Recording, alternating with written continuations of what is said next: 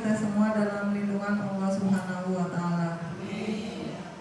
Pertama-tama, marilah kita panjatkan puji syukur kehadirat Allah Subhanahu wa Ta'ala, karena dengan rahmat-Nya lah kita dapat berkumpul di sini dalam rangka diseminasi aksi nyata budaya positif oleh Pak Majid CGP Angkatan 8. Salawat dan salam kita haturkan kepada junjungan Nabi besar kita Muhammad SAW.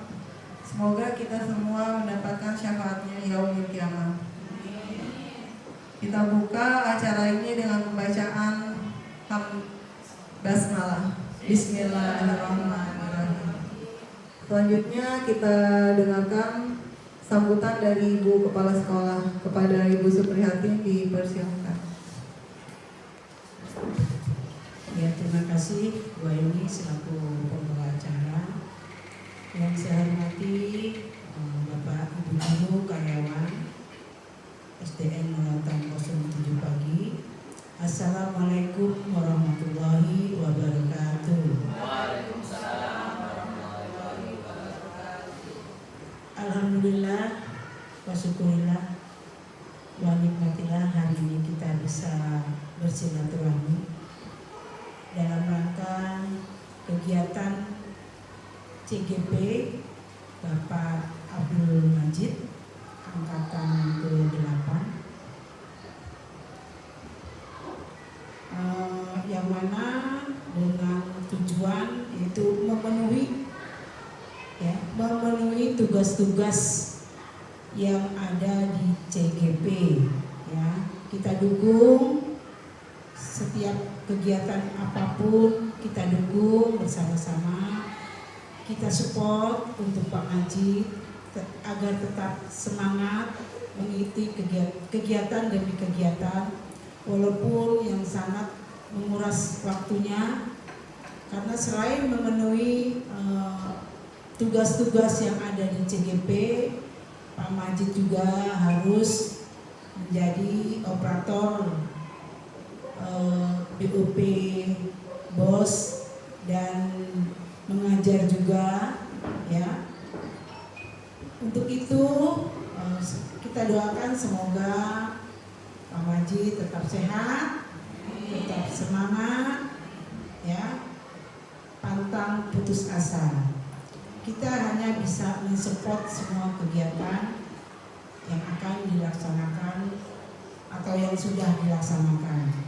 Dan saya juga berharap kepada Bapak Ibu guru di sini yang masih muda-muda, ya, ikutilah jejak-jejak dari Pak Majid, ya.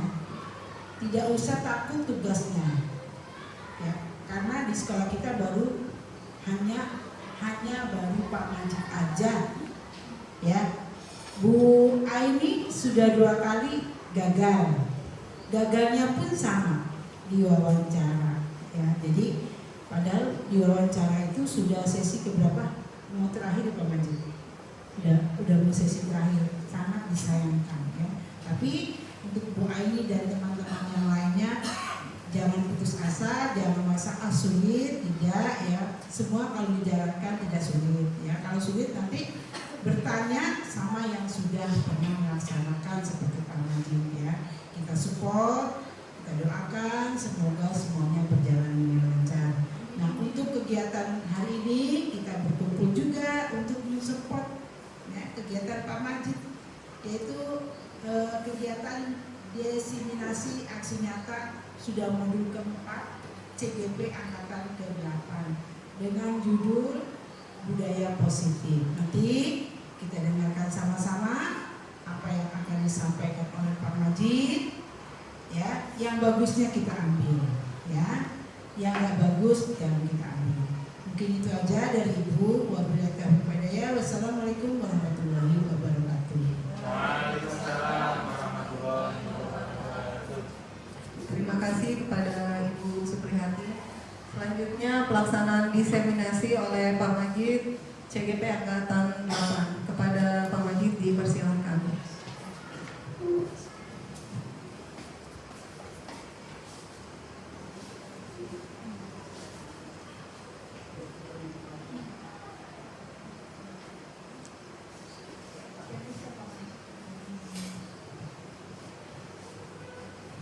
Ya, terima kasih Bu ini.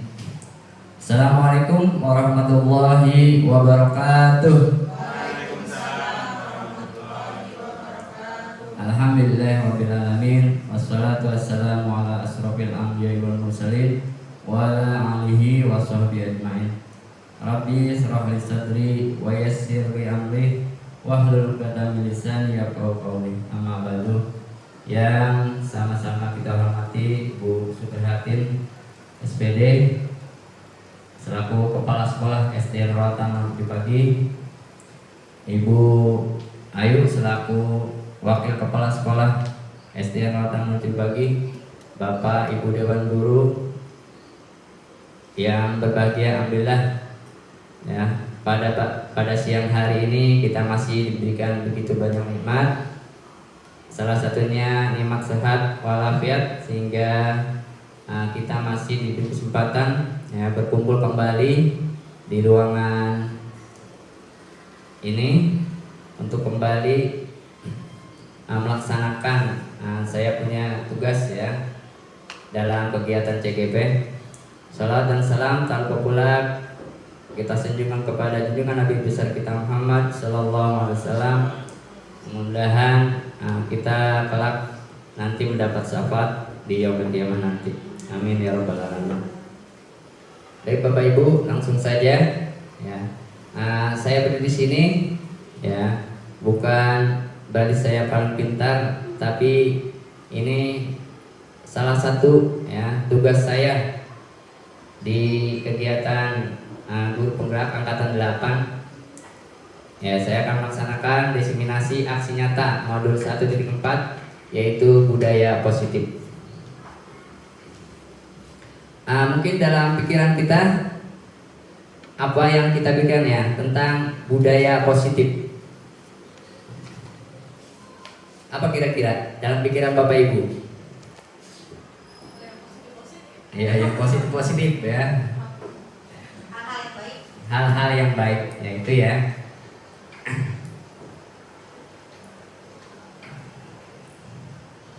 Ya, ini dari sekian banyaknya ini ya, ada konsep inti budaya positif. Ada beberapa yang akan kita kupas pada hari ini. Yang pertama, perubahan paradigma belajar. Yang kedua, disiplin positif. Yang tiga, nilai-nilai kebajikan. Yang keempat, kebutuhan dasar manusia. Yang kelima, motivasi perilaku manusia. Yang keenam, posisi kontrol guru. Yang ketujuh, keyakinan kelas. Yang kedelapan, segitiga restitusi. Nah, ini dari sekian budaya positif, banyak sekali yang akan kita kupas pada hari ini.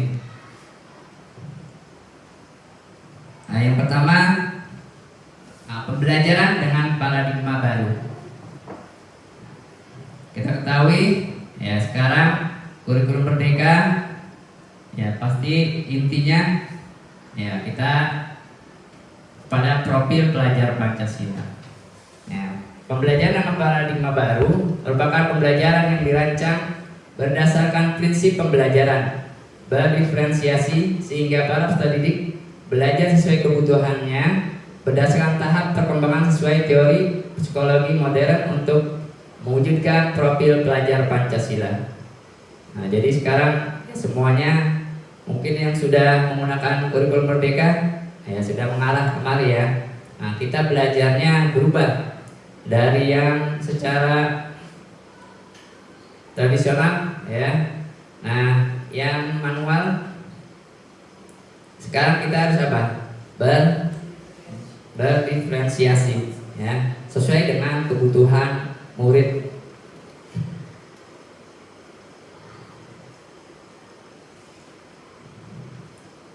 Nah, di sini ada miskonsepsi tentang teori kontrol.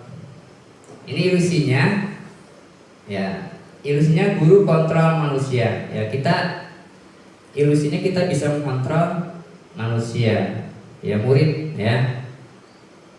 Ilusinya bahwa semua penguatan positif, efektif dan bermanfaat. Kebutuhan dasar manusia ini ya kita akan tahu kita juga bagaimana murid-murid kita, apakah kebutuhan dasarnya sudah tercukupi?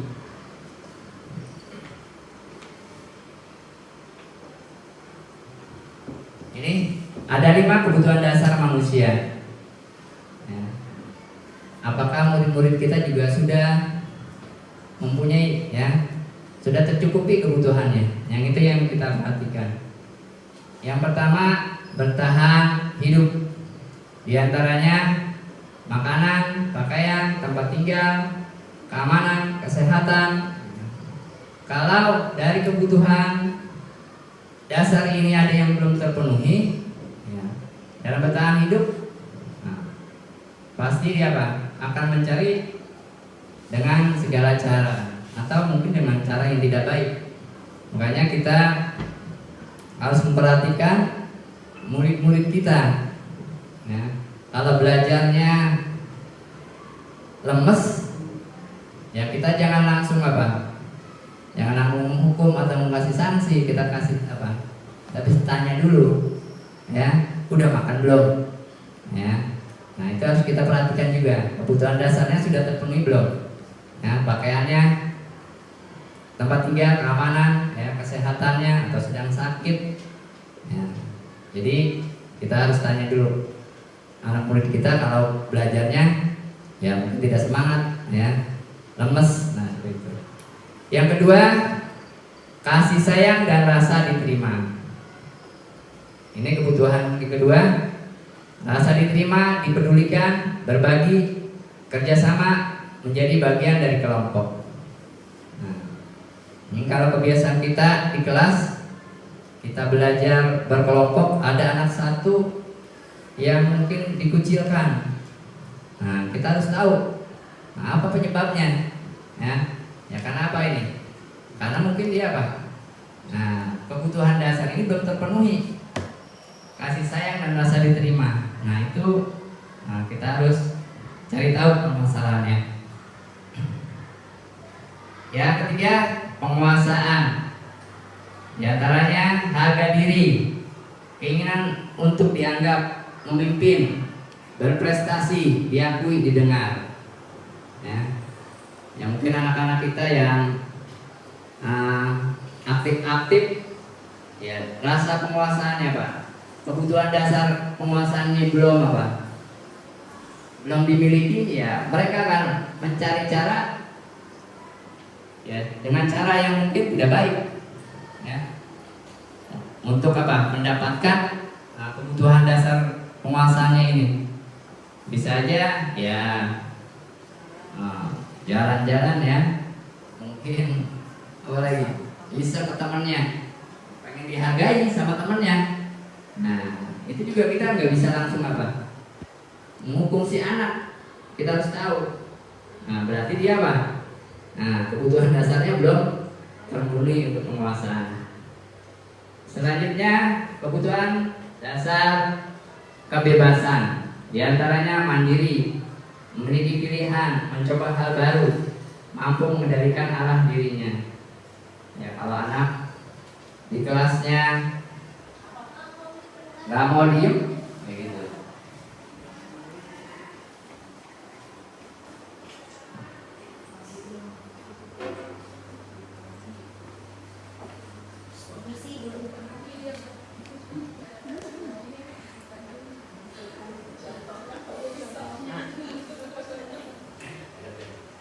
Ya, jadi kebutuhan dasarnya kebebasan berarti Ini anak maunya, ya, belum maunya mandiri, memiliki pilihan, mencoba hal baru, mampu mengendalikan arah dirinya.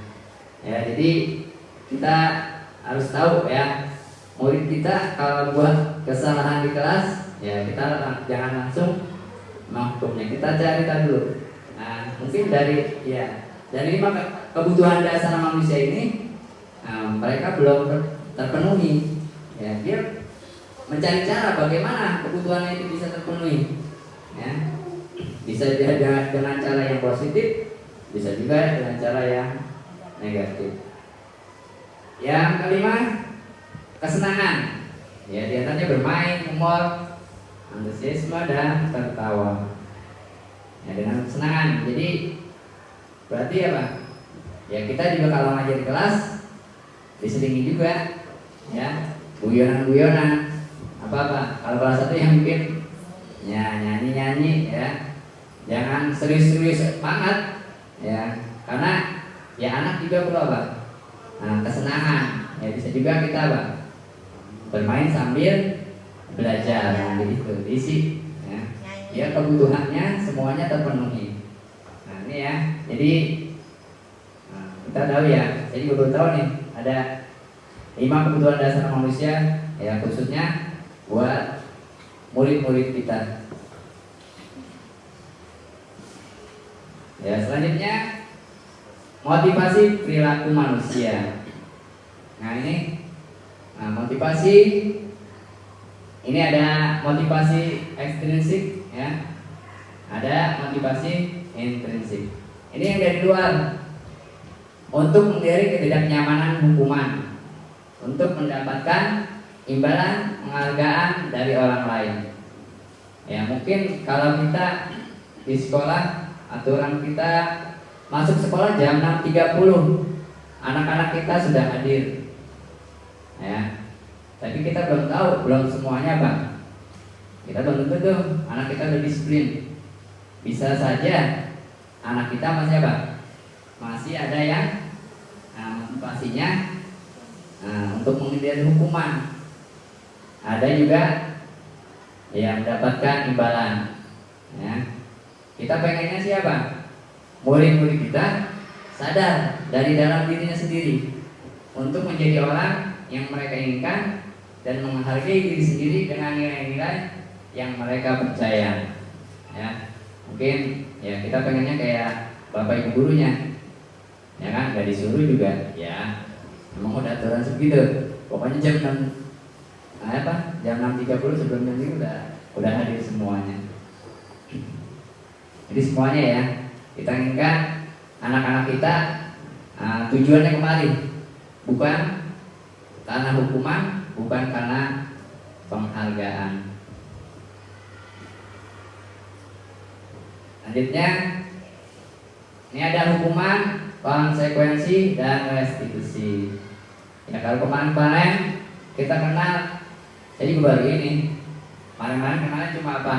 Ada hukuman, ada konsekuensi, ya restitusi baru dikenal. Apa itu hukuman? Ya hukuman tidak terencana, tiba-tiba. Kalau anak terlambat, kenapa terlambat? Keliling lapangan 10 kali. Nah ini termasuk apa? Hukuman. Murid tidak tahu apa yang akan terjadi, tidak dilibatkan, ya guru aja itu yang berkuasa. Bersifat satu arah, berupa hukuman fisik atau psikis. Nah kalau tadi fisik, bisa juga apa? Psikis, dari kata-kata kita yang membuat anak itu apa? Trauma. Ya sampai dewasa dia masih ingat aja tuh, ya. Yang kedua ada konsekuensi. Nah kalau konsekuensi terencana, disepakati sesuai peraturan. Ya, misalnya kalau buang sampah di laci denda 5.000. Nah itu kesepakatan tuh, ya. Murid tetap dibuat tidak nyaman. Sikap guru selalu memonitor murid. Ini juga belum bagus, ya. Yang ketiga ada restitusi. Ya, ini proses menciptakan kondisi bagi murid untuk memperbaiki kesalahan. Proses kolaboratif yang mengajarkan murid untuk mencari solusi sendiri. Jadi kalau restitusi ini, ya kita berkolaborasi, murid sendiri, ya yang akan memperbaiki kesalahannya dibantu dengan gurunya, ya. Nah ini harus ada kolaboratif antara murid dengan guru, ya. Jadi kita mengarahkan, guru hanya mengarahkan, nanti murid sendiri yang akan mencari solusinya sendiri untuk memperbaiki kesalahannya. Selanjutnya ada 5 posisi kontrol guru. Nah, Kalau selama ini kita biasanya di mana ya? Penghukum. Nah ini risih Bu, ya Bapak. Sebetulnya ini kita tidak bisa, ya kita tidak bisa memaksa anak, ya. Juga tidak apa, penguatan positif ini nggak bisa bermanfaat, ya. Terus membuat rasa bersalah, ya. Terus ada bahwa orang dewasa berhak memaksa. Nah kita sebagai orang dewasa, ya sebetulnya kalau menurut kita bisa memaksa anak murid kita. Ini cuma ilusi. Cuma sebetulnya kita tidak perlu memaksa. Karena apa? Ya mungkin kalau kita buat peraturan anak misalnya kita sekolah masuk jam 6.30, ya datang anak tepat masuk jam 6.30. Tapi sebetulnya ya kita juga nggak bisa Bang. Belum tentu anak itu benar-benar ngikutin kita, ya. Dia belum dari dirinya sendiri, ya. Nah ini kalau kita maunya guru, kita mendidik ini apa? Yang bisa peraturan itu bisa timbul dari hatinya sendiri, bukan karena peraturan kita.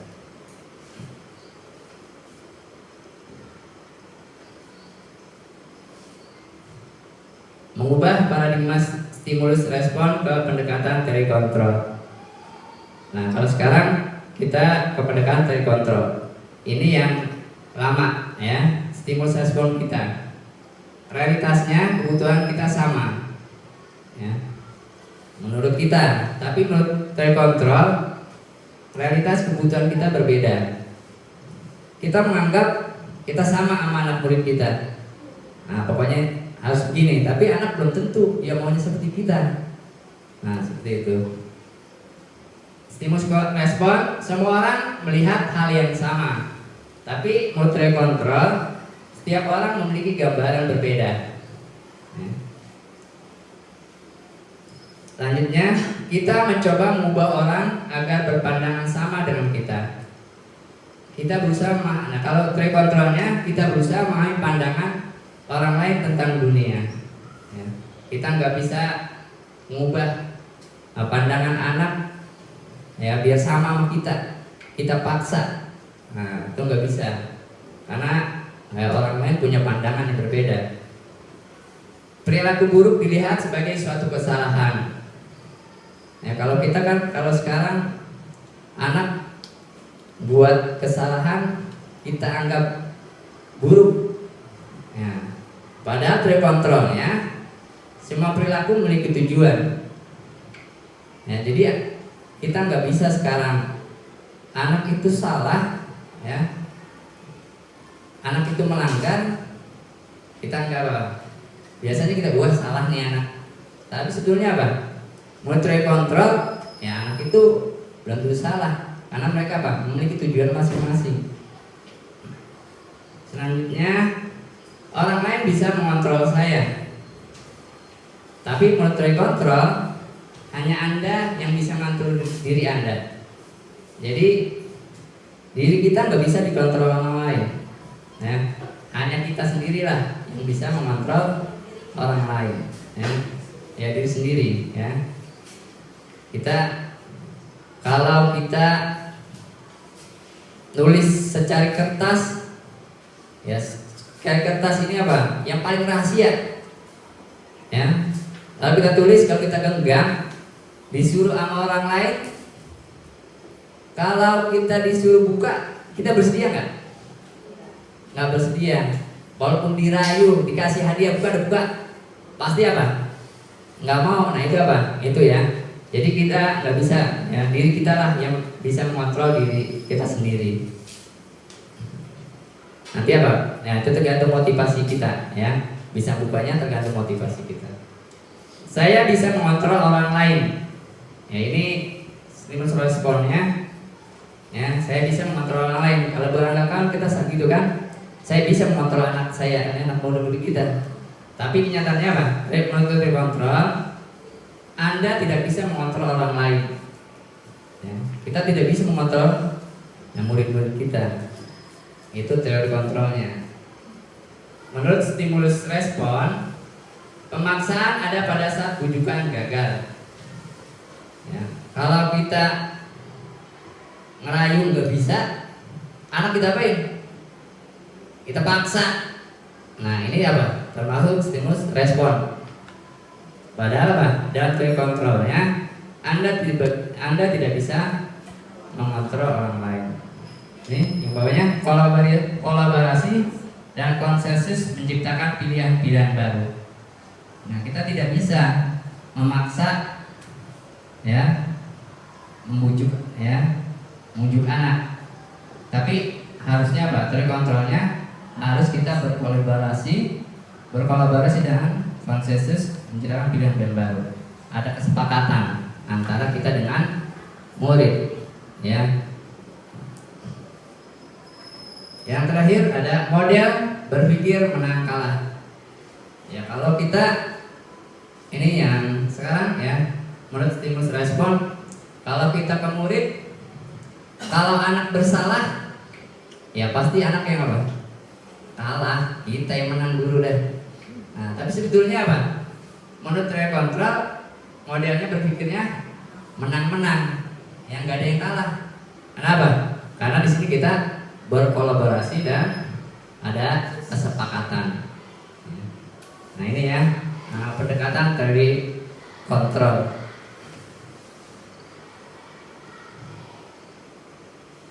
Lanjut ke disiplin positif. Disiplin berasal dari kata disiplina yang artinya belajar.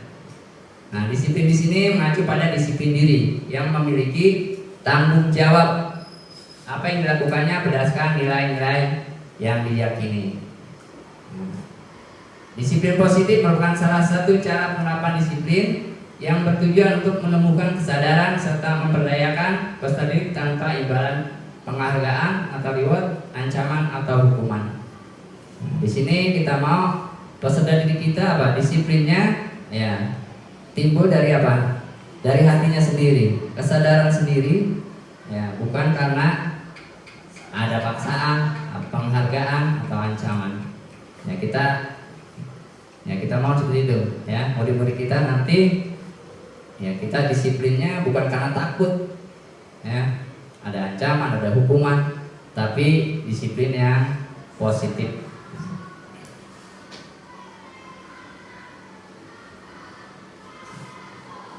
Lanjut ke nilai-nilai kebajikan. Nah, nilai-nilai kebajikan ini banyak. Nah, di sini saya ambil dari beberapa contoh nilai kebajikan dari beberapa organisasi. Ya. Nilai kebajikan adalah nilai yang disepakati bersama, lepas dari suku bangsa, agama, bahasa maupun latar belakangnya. Yang kalau kita ketahui, nah di apa? Profil pelajar Pancasila ini merupakan nilai-nilai kebajikan. Ya. Beriman dan bertakwa pada Tuhan Yang Maha Esa dan berakhlak mulia. Kedua, berkebinekaan global, gotong royong, mandiri, kreatif, dan bernalar kritis. Ya. Ya kita semuanya menginginkan murid yang beriman, ya. Beriman dan bertakwa. Ya semuanya kemarin ya sesuai keinginan kita. Ya visi misinya juga mengarah ke profil pelajar Pancasila, berkepentingan global, gotong royong. Ya gotong royong di sini juga bukan kerja bakti aja, tapi apa? Berkolaborasi untuk melaksanakan ya kegiatan-kegiatan yang positif. Mandiri, kreatif, dan bernalar kritis. Ini ada organisasi Ibu Primary Years Program, ada toleransi, rasa hormat, integritas, mandiri, menghargai, antusias, empati, keingintahuan, kreativitas, kerjasama, percaya diri, dan komitmen. Keterampilan hidup, life skill, dapat dipercaya, lurus. Nah, pendengar yang aktif, tidak meremehkan orang lain, dan memberikan yang terbaik dari diri. Nah, ini ya nilai-nilai kebajikan. Ya. Oke, di sini juga semuanya kita tahu ya banyak sekali nilai-nilai kebajikan. yang ada di kita sendiri.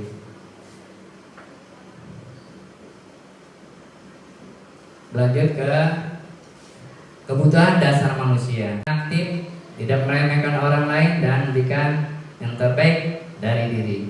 Nah, ini ya nilai-nilai kebajikan ya. Oke, di sini juga semuanya kita tahu ya, banyak sekali nilai-nilai kebajikan yang ada di kita sendiri.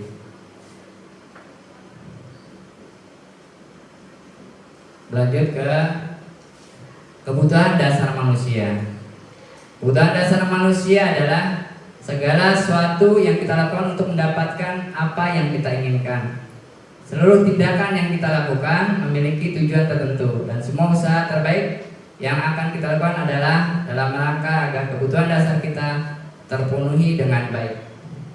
Nah, dengan kebutuhan dasar manusia ini ya kita akan tahu kita juga bagaimana murid-murid kita, apakah kebutuhan dasarnya sudah tercukupi.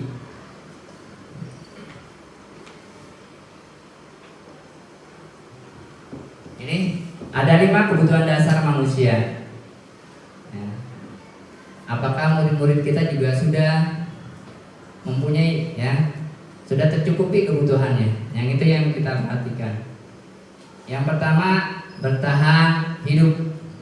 Di antaranya makanan, pakaian, tempat tinggal, keamanan, kesehatan. Kalau dari kebutuhan dasar ini ada yang belum terpenuhi ya, dalam bertahan hidup, nah, pasti dia akan mencari dengan segala cara, atau mungkin dengan cara yang tidak baik. Makanya kita harus memperhatikan murid-murid kita ya. Kalau belajarnya lemes ya, kita jangan langsung jangan langsung menghukum atau mengasih sanksi. Kita kasih tapi tanya dulu ya, udah makan belum ya. Nah, itu harus kita perhatikan juga, kebutuhan dasarnya sudah terpenuhi belum ya, pakaiannya, tempat tinggal, keamanan ya, kesehatannya, atau sedang sakit ya. Jadi kita harus tanya dulu anak murid kita, kalau belajarnya ya mungkin tidak semangat ya, lemes. Nah, seperti itu. Yang kedua, kasih sayang dan rasa diterima. Ini kebutuhan yang kedua, rasa diterima, dipedulikan, berbagi, kerjasama, menjadi bagian dari kelompok. Nah, ini kalau kebiasaan kita di kelas, kita belajar berkelompok, ada anak satu yang mungkin dikucilkan. Nah, kita harus tahu apa penyebabnya ya karena apa ini? Karena mungkin dia nah, kebutuhan dasar ini belum terpenuhi, kasih sayang dan rasa diterima. Nah, itu kita harus cari tahu permasalahannya. Ya, ketiga, penguasaan. Di antaranya harga diri, keinginan untuk dianggap memimpin, berprestasi, diakui, didengar. Ya mungkin anak-anak kita yang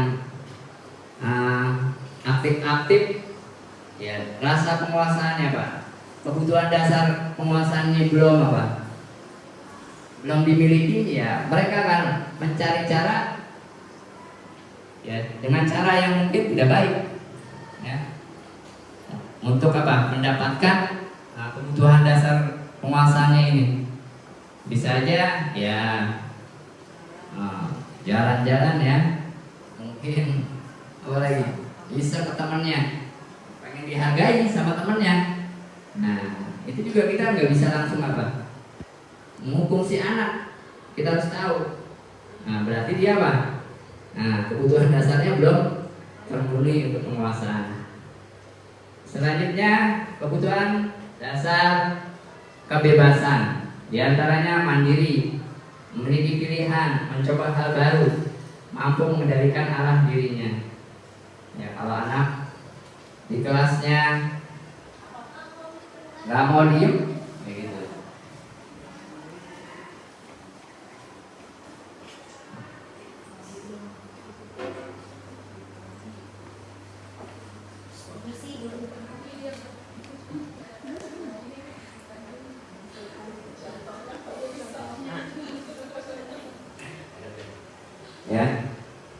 kebutuhan dasarnya kebebasan berarti apa? Ini anak maunya ya belum bermaunya mandiri, jadi pilihan mencoba hal baru, mampu mengendalikan arah dirinya. Ya, jadi kita harus tahu ya, murid kita kalau buat kesalahan di kelas, ya kita jangan langsung menghukumnya. Kita cari tahu dulu.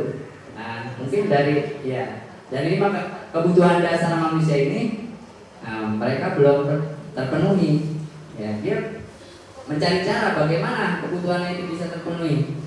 Ya, bisa dengan cara yang positif, bisa juga dengan cara yang negatif. Yang kelima, kesenangan. Ya, diantaranya bermain, humor, antusiasme dan tertawa. Ya, dengan kesenangan. Jadi berarti apa? Ya, kita juga kalau ngajar di kelas diselingi juga, ya, guyonan-guyonan, apa-apa. Kalau kelas 1 yang bikin ya nyanyi-nyanyi, ya, jangan serius-serius banget, ya, karena ya anak juga perlu apa? Nah, kesenangan. Ya, bisa juga kita apa? Bermain sambil belajar, gitu, isi, ya. Ya, kebutuhannya semuanya terpenuhi.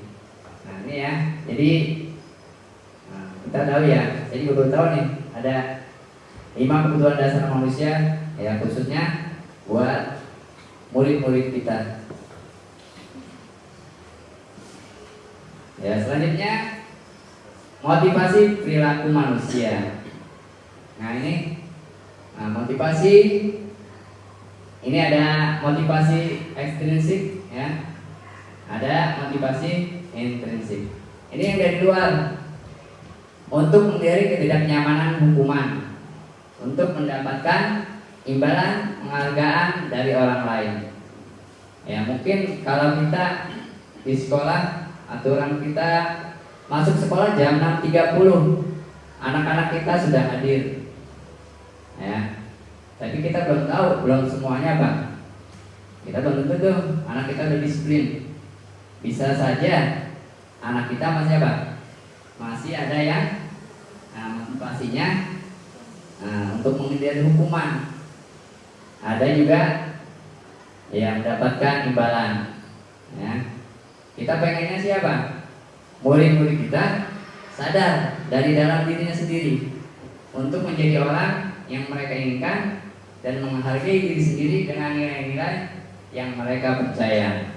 Ya, mungkin ya kita pengennya kayak bapak ibu gurunya, ya kan, nggak disuruh juga, ya, memang udah aturan segitu. Pokoknya jam 6.30 sebelum jam ini udah hadir semuanya.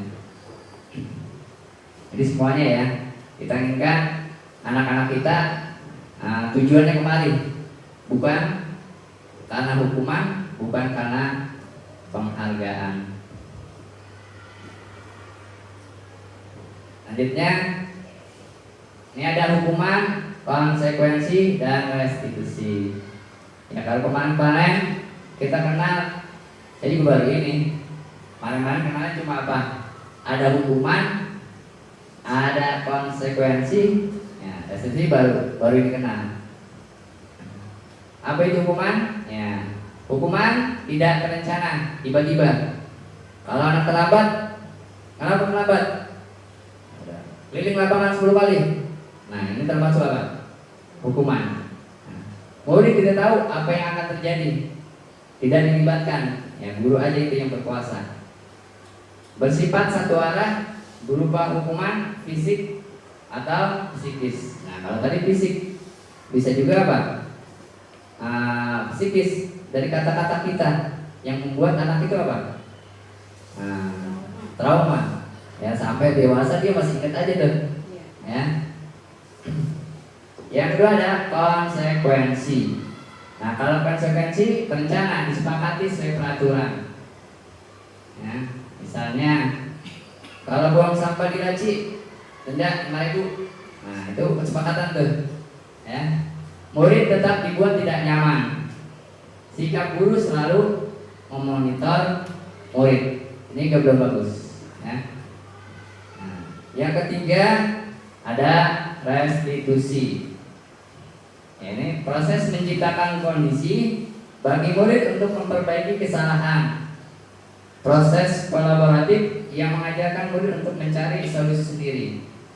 Jadi kalau restitusi ini ya kita berkolaborasi, murid sendiri ya yang akan memperbaiki kesalahannya dibantu dengan gurunya. Ya, nah ini harus ada kolaboratif antara murid dengan guru. Ya. Jadi kita mengarahkan. Guru hanya mengarahkan, nanti murid sendiri yang akan mencari solusinya sendiri untuk memperbaiki kesalahannya. Selanjutnya, ada 5 posisi kontrol guru. Nah, kalau selama ini kita biasanya di mana ya? Penghukum, posisi kontrol guru. Nah, kalau selama ini kita biasanya di mana ya? Penghukum, pembuat rasa bersalah, teman, pemantau, atau manajer. Ya, pasti dulu kita ya seringnya ya di sini dah. Ya, di dua ini yang sering. Barista nghukum.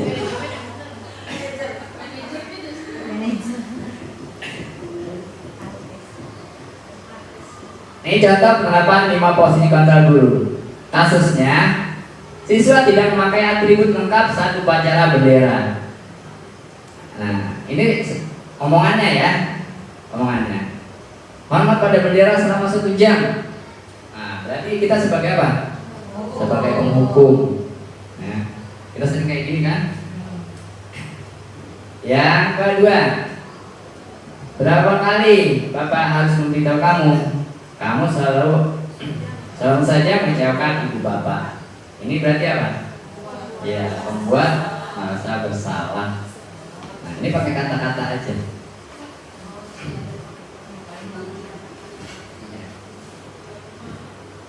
Sebagai teman, ayo dong ikuti aturan sekolah.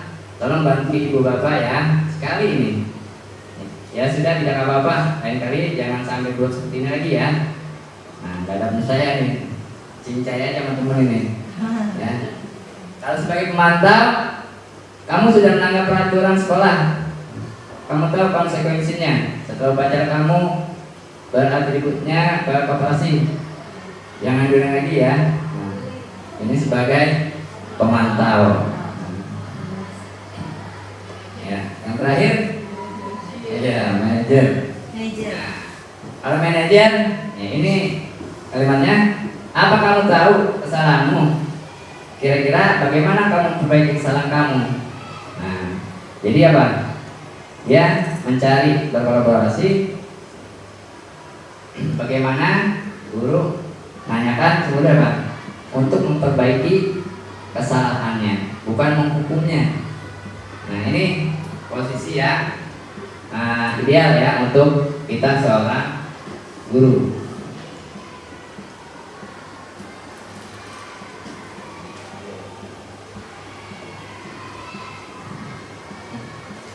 Lanjut ke keyakinan kelas.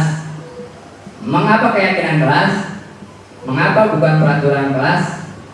Nah, ini. Kalau kita peraturannya dalam mengendarai sepeda motor kita harus menggunakan helm. Nah, itu peraturannya. Tapi tujuannya buat apa? Untuk melindungi ya, untuk keselamatan ya sarana kita. Nah, itu peraturannya ya seperti itu. Tapi kita keyakinan kita yang nggak usah apa-apa, nggak usah ada aturan juga. Kalau menurut keyakinan kita ya kita harus apa? Menjaga keselamatan kita ya kita harus pakai helm. Ya, jadi di sini ya apa keyakinan bukan peraturan. Itu peraturannya kan adalah setiap kendaraan harus menggunakan helm. Tapi keyakinan kita ya ini buat keselamatan kita. Ya, jadi lebih apa? Yang jadi timbul dari diri sendiri ya, dari keyakinan kita sendiri. Jadi bukan peraturan lagi.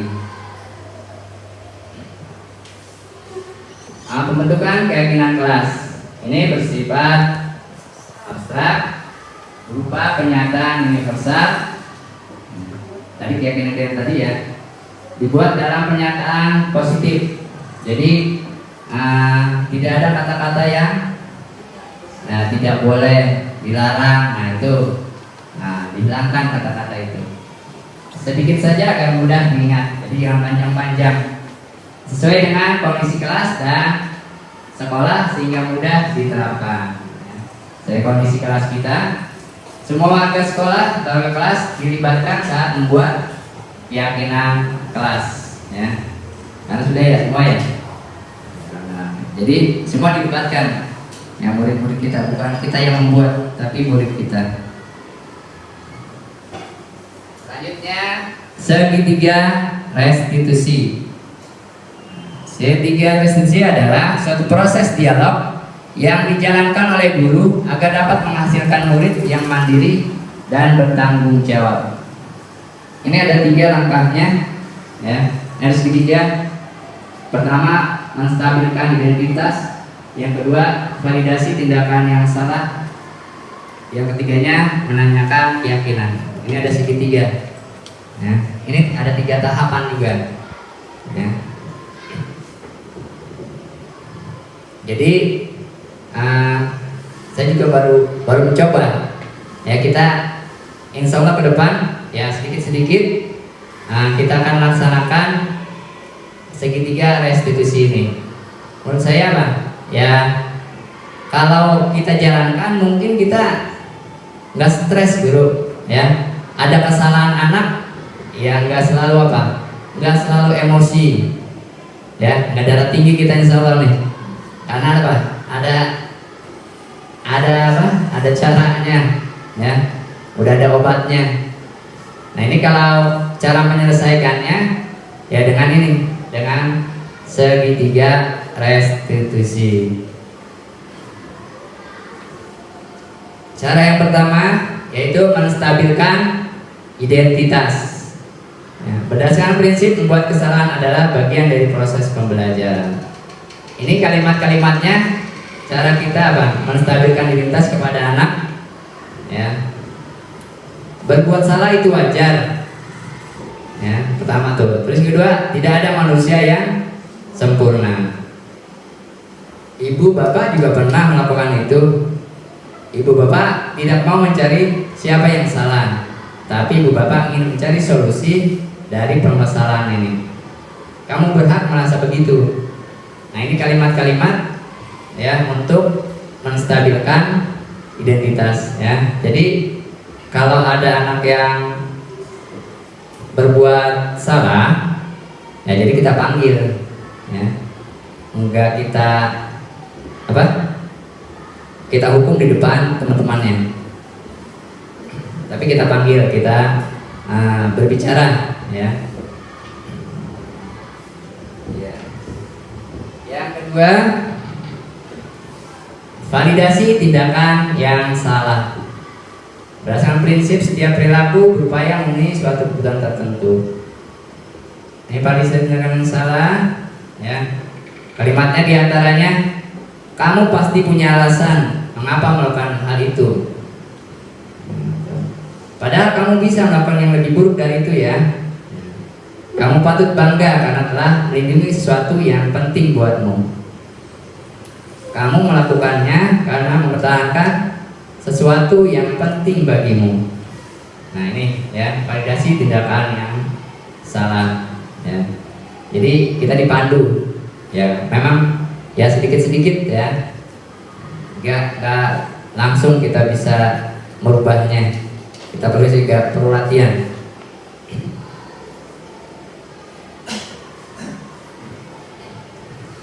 Selanjutnya, menanyakan keyakinan kelas.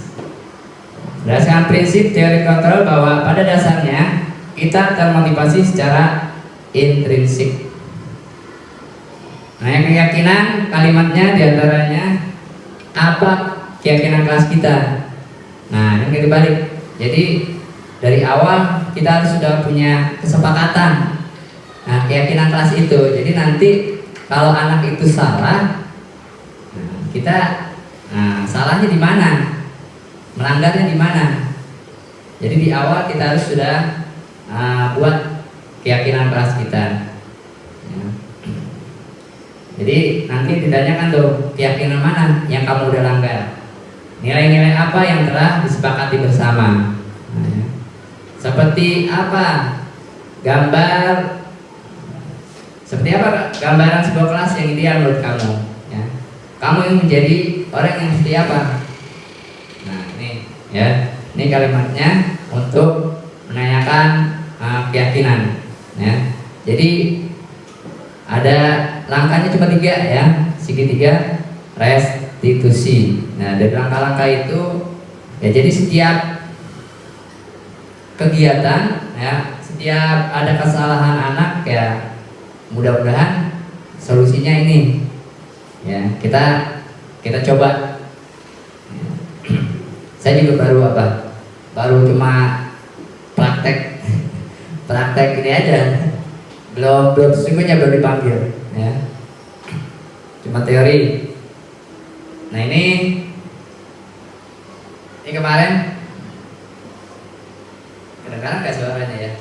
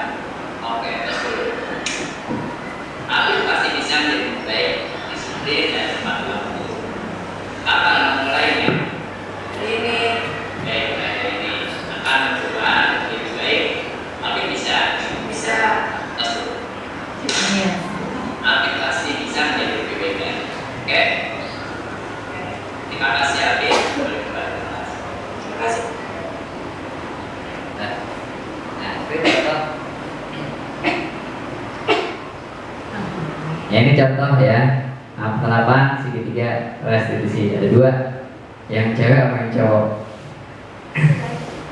Jadi ya mudah-mudahan dengan adanya segitiga restitusi ini kita membantu kita ya, tiap ada masalah. Jadi nggak pusing hadapin anak-anak yang bermasalah.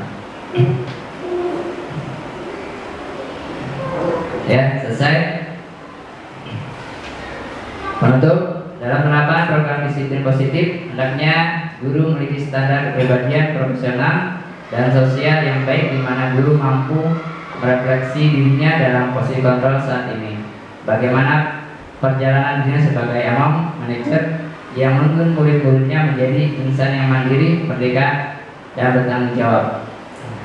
Nah itu ya, mungkin itu saja yang dapat saya sampaikan pada acara diseminasi kali ini. Mungkin ada yang bertanya? Cukup ya?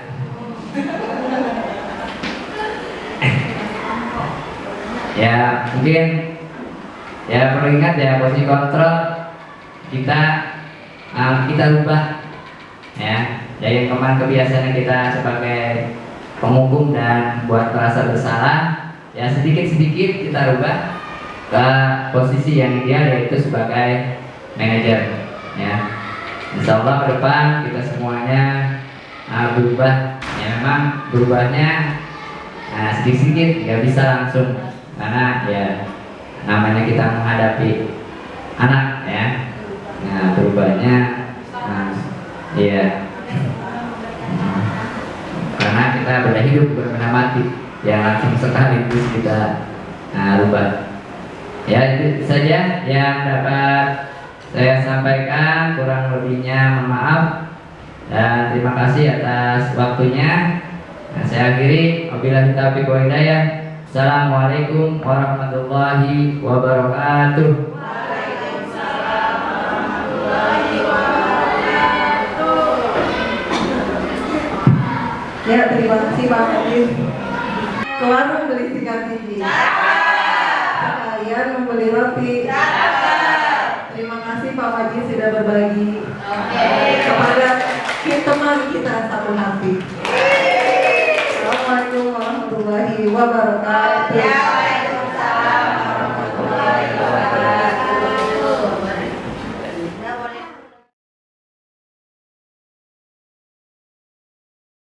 Lagu konsentrasi.